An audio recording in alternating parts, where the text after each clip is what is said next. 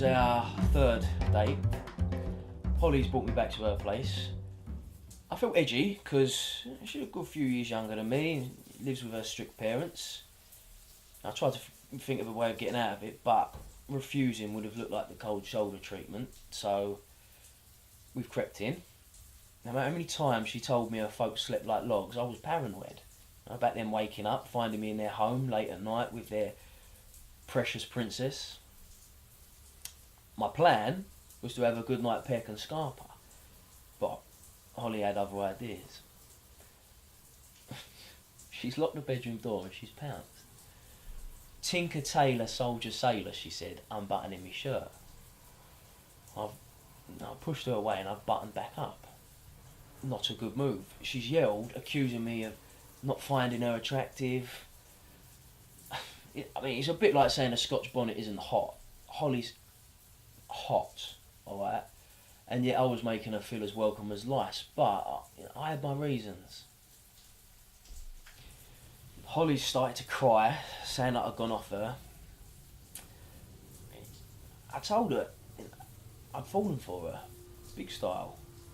I told her she was the one. I told her I had great respect for her and her parents and that I didn't want to mess around under their roof. Some of it was bullshit. Of course I wanted to mess around. Take me back to yours then, she said. Tomorrow, I said. Holly. Now, Warren, she said, wrapping herself around me like a sexy sarong. So we stood in the middle of the room, entangled. I mean, I knew her mum and dad was next door, which put me off, obviously. That and a cardboard cutout of Harry Styles. Well, soon, she's unbuckled me belt. Right? And as my jeans fell to the floor, I got swept away in a moment, and I felt incredible, not giving a toss about her mum and dad. But when she's gone to open my shirt again, I pushed her away and walked towards the door. Talk about mixed messages, she said, stamping her feet like a 20-year-old Veruca fucking salt. I'm going to keep my shirt on, I said, fastening up every button, including the top one, which squashed me Adam's apple. Are you shy? Holly asked, calming down. Don't be daft, I said, zipping up my jeans so fast I nearly gave myself a vasectomy. You are shy, she said, and you a nightclub bouncer. I'm not shy. I know what it is, Holly said. At the restaurant, I cringed at our Greek waiter's hairy chest. I bet you've got one as well, but I won't mind, you're my boyfriend. But I told her I do not have the body of a gorilla. Well, Holly sat back in her rocking chair and we've played this weird guessing game.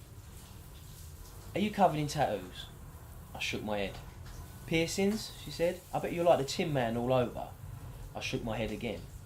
You've got a birthmark, she said. But I don't care, I love ya. It's late, honey, I said. I'm off home. Well, she gave me a hateful look. A look that suggested I could have blown my chances. Go back to Maxine, a supermodel, she said. It was no use. I had to take the risk. I had to show her.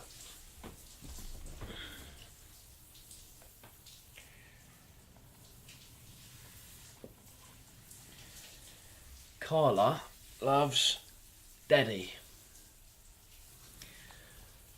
Holly has jumped out of her rocking chair, looked well confused, reading my chest like she was reading hieroglyphics.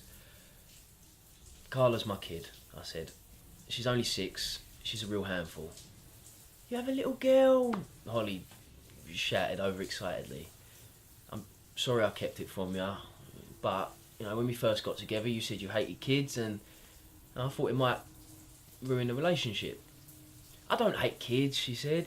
I love children. But you told me you'd rather die than have kids. But she went on, she explained that she didn't want to give birth, but she wouldn't mind adopting the hundreds. I was so relieved. I still don't get the body graffiti, she said. So I've put her in a picture. You see, Maxine, my ex, had asked me to keep an eye on our darling daughter yesterday afternoon. Well, the flat was roasting hot. Carla was hyper, so I've read her a story, but I've ended up falling asleep. And when I've woke up, I've seen that Carla has used Daddy as a sketch pad. And soon after that, Maxine's come to collect her, giving me about half hour to get ready for the date. I still can't shift it. Holly's mum and dad made a early exit this morning, so I won't have the pleasure of running into them. Few. And now, I think I'll go and join her in the shower.